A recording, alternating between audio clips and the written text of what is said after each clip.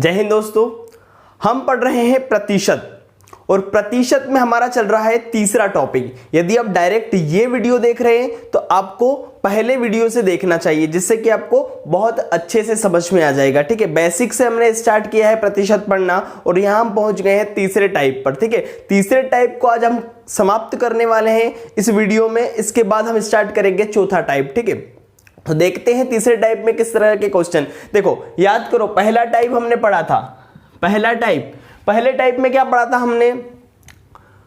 20% और 25% अधिक थी वो संख्याएं तीसरी संख्या से, तो पहली संख्या दूसरी से कितने प्रतिशत अधिक है, दूसरी संख्या पहली से कितने प्रतिशत कम है। इस प्रकार के क्वेश्चन किए थे हमने पहले टाइप में। ठीक है, फिर दूसरा टाइप देखा था।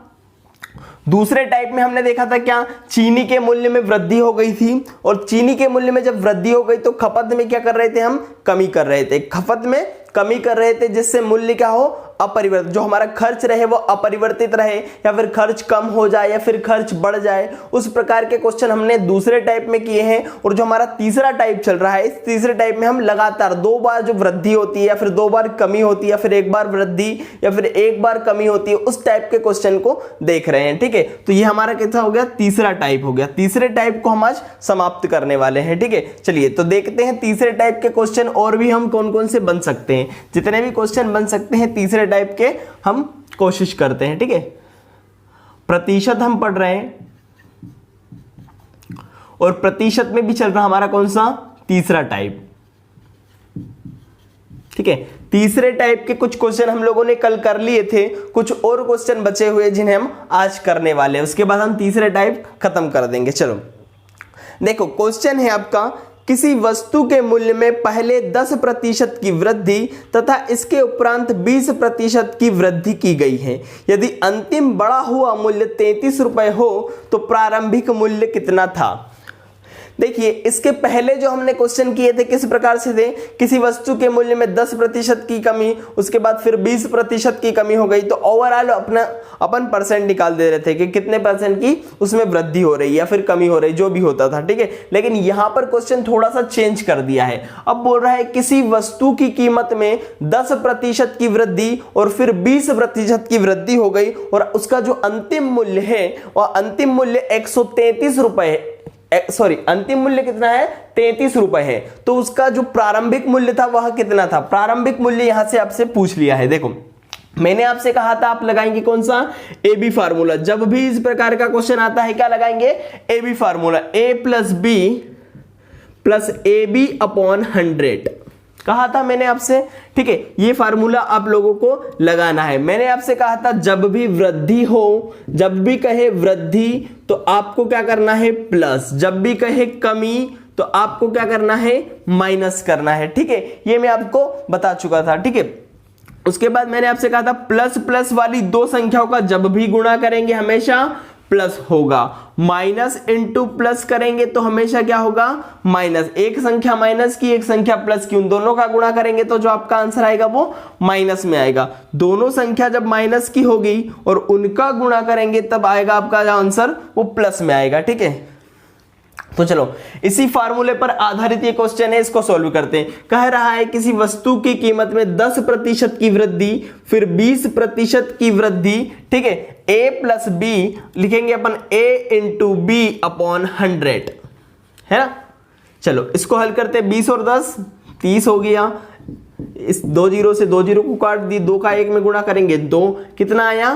32%। अब देखो क्वेश्चन क्या बोल रहा है आपको कि यदि बढ़ा हुआ मूल्य 33 रुपए हो तो प्रारंभिक मूल्य कितना होगा? जो अंतिम मूल्य आया है आपका, अंतिम बढ़ा हुआ मूल्य कितना आया है? 33 रुपए। ठीक है, कितना बोल रहा है? 33 रुपए। तो आपसे पूछ रहा है कि प्रारंभिक मूल्य कितना था। देखो 32% की वृद्धि हुई। कोई भी चीज अपने आप में कितना होती है? 100%। ठीक है, तो 32% और वृद्धि हो गई उसमें, तो टोटल कितना हो गया? बढ़ा हुआ मूल्य 132। यदि 132% का मान 33 है, कितना? 132% का मान 33 है तो आपको निकाल देना है 100% का मान। कैसे निकाल देंगे 100% का मान? 33 गुणा 100 बट्टा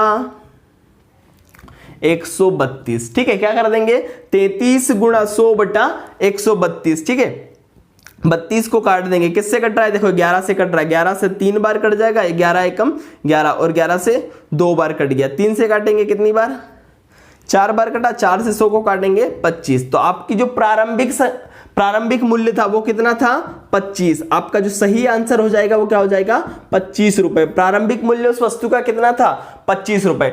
देखो जब वस्तु की कीमत में 10% और 20% की वृद्धि होती है तो हमने निकाला एबी फार्मूले से कितना है आपका 32%। उसने कहा था अंतिम मूल्य जो है उसका 33 रुपए है, तो प्रारंभिक मूल्य बता दीजिए। अंतिम मूल्य कितना 32%, ऐड कर देंगे 100% में 132 हुआ, 132 का मान 33, तो आपने 100% की वैल्यू निकाल ली, सिंपल। चलो देखते हैं अगला क्वेश्चन।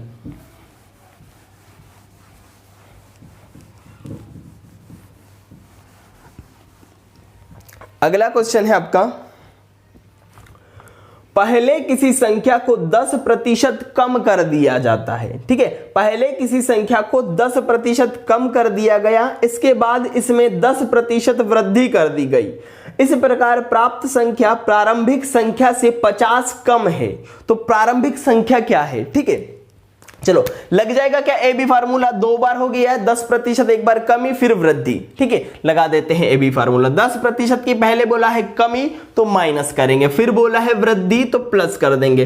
ठीक है, फिर प्लस ए इंटू बी करेंगे, माइनस का 10 गुणा प्लस का 10। ठीक है, अपॉन में क्या करते हैं 100, 2 जीरो से 2 जीरो काट दी, इस 10 से इस 10 को काट दिया, कितना बचा माइनस का 1। मतलब क्या हुआ यहां पर 1% की कमी हुई है ना। और उसने बोल दिया है आपको क्वेश्चन में कि जो प्रारंभिक संख्या से जो अब जो संख्या आई है, इस प्रकार प्राप्त संख्या प्रारंभिक संख्या से 50 कम है। तो इस 1% का मान है ना 50, कितना है 1% का मान क्या है 50, क्योंकि उसने कहा है कि जो प्रारंभिक संख्या से अब जो संख्या प्राप्त हुई है उसका मान कितना है प्रारंभिक।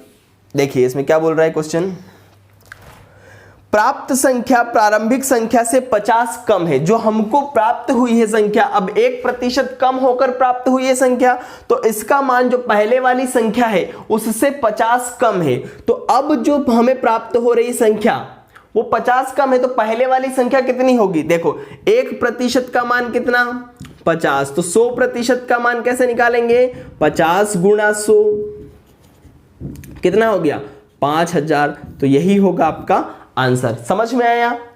चलिए आगे बढ़ते हैं।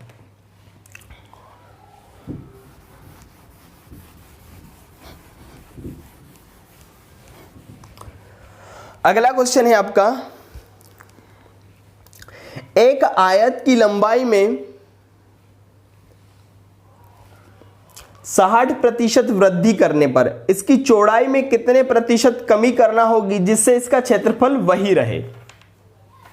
देखिए इस प्रकार के क्वेश्चन तो हमने कर लिए हैं पहले ही, इस प्रकार के जो क्वेश्चन है हमने टाइप 2 में ही कर लिए, लेकिन यहां पर ये क्वेश्चन आ गया है तो हम हल कर देते हैं। चलो इसको क्या बोल रहा है कि एक आयत है उसकी लंबाई में 60% की क्या हो गई है वृद्धि हो गई है। 60% की जब वृद्धि हो गई है तो इसकी चौड़ाई में क्या कितने प्रतिशत की कमी कर दें जिससे इसका क्षेत्रफल क्या रहे अपरिवर्तित रहे। याद करो इस तरह के क्वेश्चन हमने चीनी वाले मूल्य में करा था। चीनी का मूल्य 20% बढ़ गया है तो इसकी खपत में कितनी कमी कर दें जिससे कि हमारा इसका जो खर्च रहे वो अपरिवर्तित रहे। तो मैंने आपसे कहा था जब भी इस तरह के क्वेश्चन आते हैं आप क्या करेंगे, जितनी वृद्धि बोले उसको ऊपर लिखेंगे, जितनी वृद्धि बोलेगा उसको क्या करेंगे ऊपर लिखेंगे। ठीक है, और जितनी वृद्धि बोली उसको ऊपर लिखा, उसके बाद हमको क्या करना है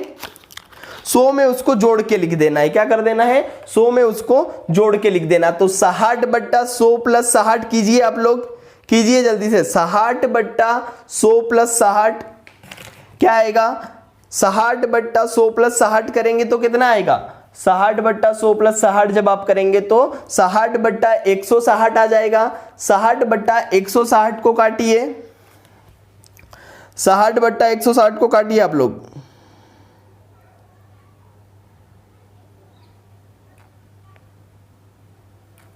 60/160 को जब आप काटेंगे तो कितना आ रहा है आंसर?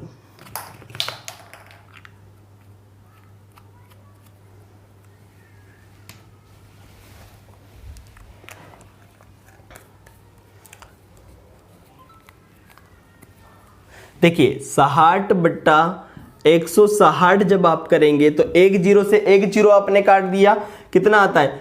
2 3 से काट देंगे इसको, नहीं 2 से कटेगा, 2 3 6 2 2 8 16, 3/8 आता है। ठीक है, और याद करो 3/8 का मान हम लोगों ने याद किया था। 3/8 का मान कौन बताएगा?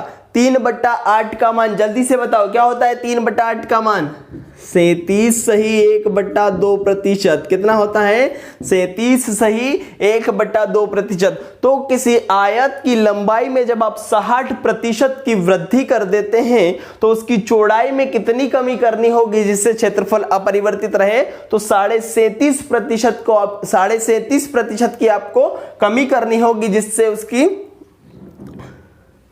उसका क्षेत्रफल अपरिवर्तित रहेगा। ठीक है, तो उम्मीद करते हैं आप लोगों को समझ में आ गया होगा। और आप लोग वो मान याद कर लीजिए, बिल्कुल है ना, 1 से 20 तक मैंने आपको याद करवाया है और कुछ अलग वैल्यू भी मैंने आपको याद करवाई है। ठीक है, इस वीडियो के लास्ट में एक बार और आपको रिवाइज करवा देंगे सारे मान। चलिए अगला क्वेश्चन है क्या? गोले की त्रिज्या में 50% की कमी होने पर इसके पृष्ठ के क्षेत्र में कितने प्रतिशत की कमी होगी? देखिए गोला है, उस गोले की त्रिज्या में क्या हो गया है? 50% की कमी हो गई। तो जब हम गोले का क्षेत्रफल निकालते हैं, पृष्ठीय क्षेत्रफल, उसमें हम r² लगाते हैं हमेशा। क्या लगाते हैं? r² लगाते हैं। मतलब यहां पर भी 2 बार लगातार कमी हो रही है तो यहां पर हम AB फार्मूला लगा सकते हैं। ठीक है, लगा सकते हैं। क्यों? अब जब हम AB फार्मूला लगाएंगे तो हमको क्या करना होगा? लगातार कमी करनी है 2 बार। तो 2 बार कमी करेंगे, एक बार 50, फिर एक और बार कमी करेंगे, फिर से 50। ठीक है, फिर हम क्या लिखते हैं? प्लस, और कोष्टक बनाएंगे -50 गुणा -50/100। ठीक है, लग गया आपका ए बी फार्मूला। ठीक है, अब क्या होगा? -50 और -50 -100, फिर ये हो गया प्लस, 2 जीरो से 2 जीरो काट दी, माइनस माइनस क्या होता है? प्लस, 5 और 5 का गुणा 25। देखो -100 में से जब आप प्लस के 25 घटाएंगे तो कितना आएगा? -75। कितना आएगा? -75। तो और बाद में आपको क्या प्रतिशत लगा देना। तो पूछा था क्वेश्चन आपका, जब किसी गोले की त्रिज्या में 50% की कमी होती है तो उसके क्षेत्रफल में कितना, पृष्ठीय क्षेत्रफल में कितनी कमी? 75% की कमी आ जाएगी। ठीक है, चलिए बढ़ते हैं आगे, अगला क्वेश्चन देखते हैं।